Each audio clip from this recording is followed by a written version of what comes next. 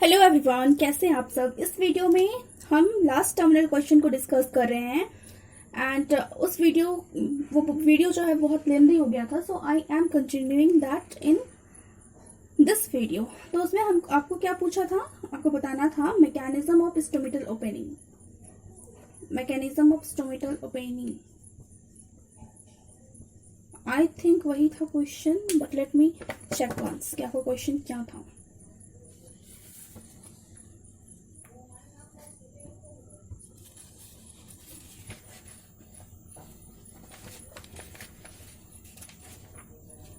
Draw the structure of stomata and explain how stomatal aperture by increase in the turgor of the guard cell। हाँ, तो ये पूछा था आपको stomata का structure and stomatal aperture about the turgidity of the guard cell, इसका discussion. ठीक है, सो हम डिस्कशन स्टार्ट करते हैं। तो सबसे पहले तो हम स्ट्रक्चर ही देखेंगे, क्योंकि इसने हमें सबसे पहले स्ट्रक्चर ही पूछा है। तो सबसे पहले हम स्ट्रक्चर ही देखते हैं स्टोमेटा का। जो स्ट्रक्चर है वो कुछ इस प्रकार का होता है, बीन लाइक सेप्ट। बीन सेप्ट लाइक होता है वो।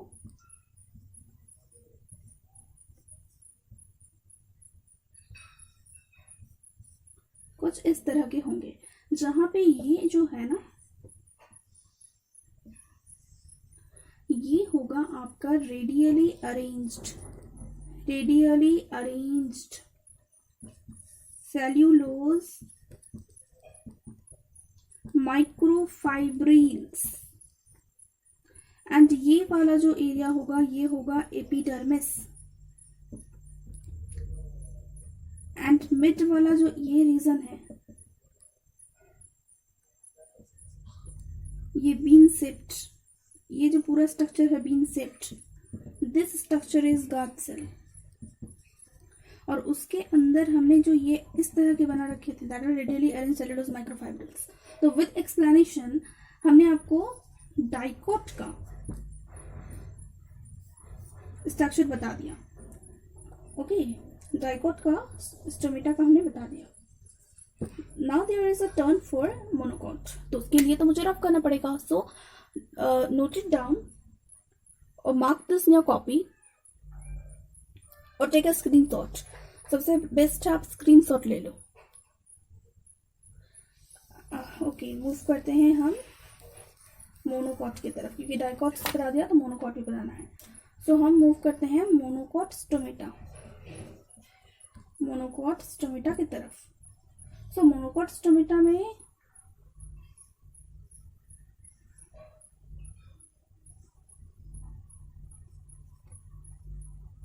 इस तरह से है, ये अटैच्ड इस तरह से है एंड इस तरह से फिर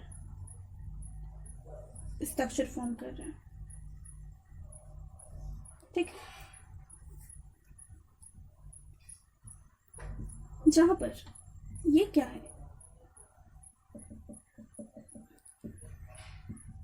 ये क्या है, रेडियली अरेंज्ड सेल्यूलोज माइक्रोफाइब्रिल्स हैं। रेडियली अरेंज्ड सेल्यूलोज माइक्रोफाइब्रिल्स, ये वाला जो रीजन है, ये आउटसाइड वाला जो रीजन है, this region is epidermal cells. और ये जैसे वहां पे बीन सेप्ट स्ट्रक्चर क्या था, गार्ड सेल, उसी तरह से यहाँ पे ये वाला जो स्ट्रक्चर है, ये पूरा स्ट्रक्चर ये है गार्ड सेल,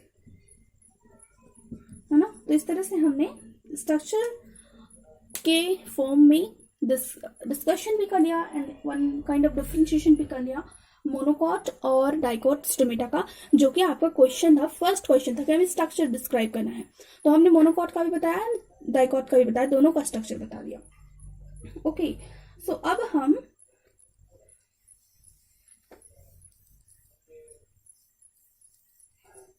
डिस्कस करेंगे second part of your question point wise.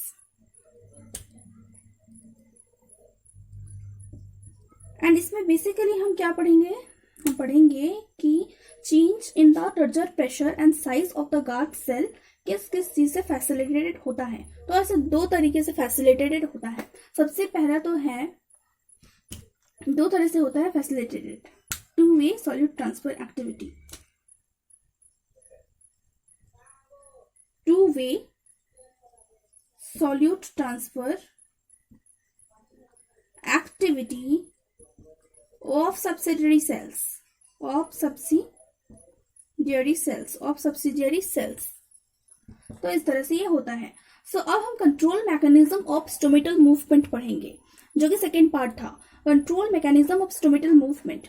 तो फर्स्ट पॉइंट जो है कि नॉर्मली स्टोमेटा ओपन होता है। नॉर्मली स्टोमेटा जो होता है ना, अगर हम बात करें नॉर्मल की, मतलब नॉर्मली, तो नॉर्मली स्टोमेटा जो होता है वो ओपन होता है डे पे, ठीक है, एंड वो क्लोज कब होगा? नाइट में। But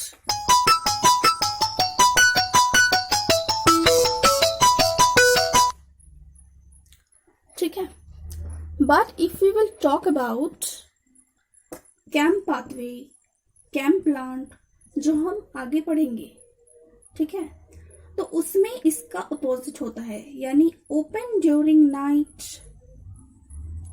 and close during day. And ऐसा क्यों होता है? ऐसा इसीलिए होता है क्योंकि इसको करना होता है वाटर को सेव, यानी इसको कम वाटर रिडक्शन करना है। तो इसीलिए इसका जो वाटर, इसका जो स्टोमेटा होता है वो सनकेन स्टोमेटा भी होता है। उसको सनकेन, ताकि वाटर जो लॉस्ट हो रहा है ना, कम लॉस्ट हो, इस बेसिस पे इसके पास ये मॉडिफिकेशन होता है। बट ये सारी चीजें हम बाद में डिस्कस करेंगे ही। अभी हम कंटिन्यू नॉर्मल रूम को ही करते हैं, जहाँ पे स्टोमेटा ओपन होता है डे में and close that night. And इसी को हम, इस सिस्टम को हम बोलते हैं फोटो एक्टिव सिस्टम। तरीका को, इसको हम बोलते हैं photo active, which means it is open during the day and it is closed during the night. Now, a drop of supply of water leads to daytime closure of stomata. However, अगर a drop of supply of water leads to daytime closure of stomata, many succulents and even some non-succulents show scotoactive stomatal movement, opening in dark and closure during the day and involve the organic acid. अब कुछ ऐसे plants के बारे में बताया रखा है जो कि सक्यूलेंट्स होते हैं, एंड ऑल्सो कुछ ऐसे जो कि आपके नॉन सक्यूलेंट्स होते हैं, है ना। तो ये दोनों बेसिस पे ही कुछ ऐसे दोनों सक्यूलेंट्स या कुछ नॉन सक्यूलेंट्स जो हैं वो क्या शो करते हैं? वो शो करते हैं scoto active stomatal movement, scoto active stomatal movement. और जैसे हमने अभी आपको बताया फोटो एक्टिव, यहाँ पे open during day, close during night, उसी तरीके से स्कोटो एक्टिव का मतलब होता है open in dark.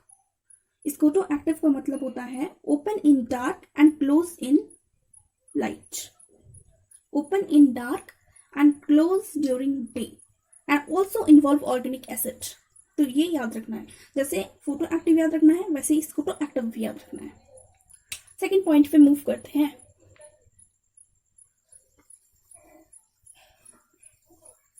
Second point क्या है कि स्टोमेटा ओपन तभी होता है जब इनिशियल कंसेंट्रेशन CO2 का ड्रॉप करेगा। और क्लोज कब होता है? क्लोज कब होता है?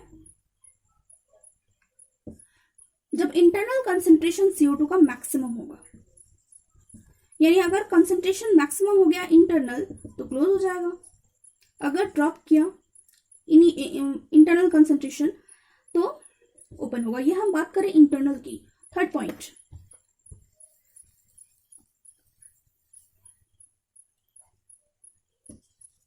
About CAM plant. एक point about CAM plant, one point about CAM plant, that is dark CO2 fixation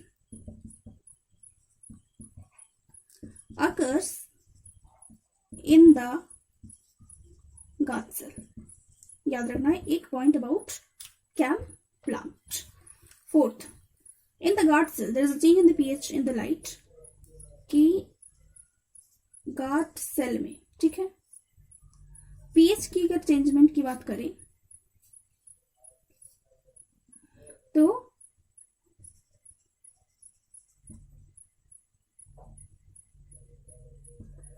किस चीज पे डिपेंड करता है? पीएच का चेंज डे पे और नाइट पे किस चीज पे डिपेंड करेगा? Inter conversion of starch and sugar, inter conversion of starch and sugar. Now next point पे आते हैं कि closing and opening of stomata, opening and closing of stomata किससे रिलेटेड होगा? तो ये रिलेटेड होगा osmotic potential of the guard cell. ये जो आपका गार्ड सेल है इसके ऑस्मोटिक पोटेंशियल पे रिलेटेड होगा। First and second, permeability of the membrane, permeability of the membrane. And हम जो नेक्स्ट पॉइंट इसके बाद डिस्कस करने जा रहे हैं, that is at the time of opening of stomata. At the time of opening of stomata यानी जब आपका स्टोमेटा ओपन हो रहा है तो किसका इनफ्लक्स, कौन से आयन का इनफ्लो हो रहा है? तो इनफ्लो किसका हो रहा है? पोटेशियम Cl-, कहां पे हो रहा है? तो इनटू द गार्ड सेल हो रहा है, लेकिन जब क्लोज होगा स्टोमेटा तो गार्ड सेल क्या करेगा? लूज कर देगा एक्वायर्ड आयन को सराउंडिंग्स में, यानी इनफ्लो तभी होगा ओपन जब स्टोमेटा रहेगा, और जब स्टोमेटा बंद हो जाएगा ना तो उसको वो सराउंडिंग में उसको लूज करेगा सराउंडिंग में। सो लास्ट 2 पॉइंट्स हम इसके बारे में डिस्कस करेंगे, लास्ट के 2 पॉइंट्स, एंड दैट इज कि ब्लू लाइट के वजह से स्टोमेटा जो है ना, ब्लू लाइट के वजह से स्टोमेटल मूवमेंट चेंज होता है। ये जो ब्लू लाइट है इसके वजह से स्टोमेटल मूवमेंट चेंज होता है। क्यों, कैसे? By activating the H+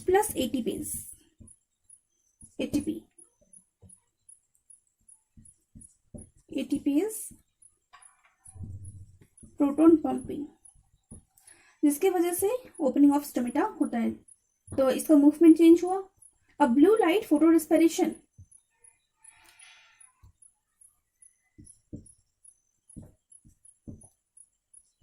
guard cell पे हुआ तो उसके वजह से भी क्या होगा? एक पिगमेंट जियासेंथिन हमें मिलेगा। ओके, सो लास्ट पॉइंट कि ABA जो क्या होता है? एक तरह का फाइटो हार्मोन एब्सिसिक एसिड होता है। ये क्या करता है? ये स्टोमेटा को क्लोज करता है। It closes the stomata due to और in response to water stress. जब वाटर का स्ट्रेस होगा तो इसके वजह से स्टोमेटा क्लोज होगा। इसके ये जो एसिड है एब्सिसिक एसिड, फाइटो हार्मोन, इसके सिंथेसिस से इसके बाद यही उसको नोटिफिकेशन देगा and stomata will get close, stomata will close. ABA क्या करता है? Signalling the guard cell to close stomata and it involves the regulation of the ion channels and the plasma membrane ATPase। यानी इसका role है water stress की condition में stomata को close करवाने का, उसको सिग्नल करने का, गार्ड सेल को सिग्नल करने का काम, जिससे कि हमारा स्टोमेटा क्लोज होता है। एंड ऑल्सो इसमें कुछ आयन चैनल्स के भी रेगुलेशन इन्वॉल्व होता है, जैसे कि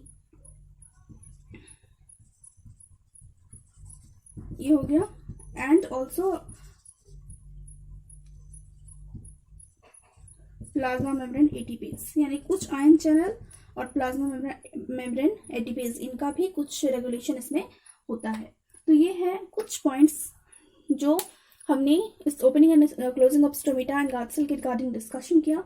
अब आपकी किताब में कुछ फिगर्स हैं जो हमें शायद देख लेना चाहिए, but I will show you those figure in a next video. Thank you everyone, मिलते हैं नेक्स्ट वीडियो में।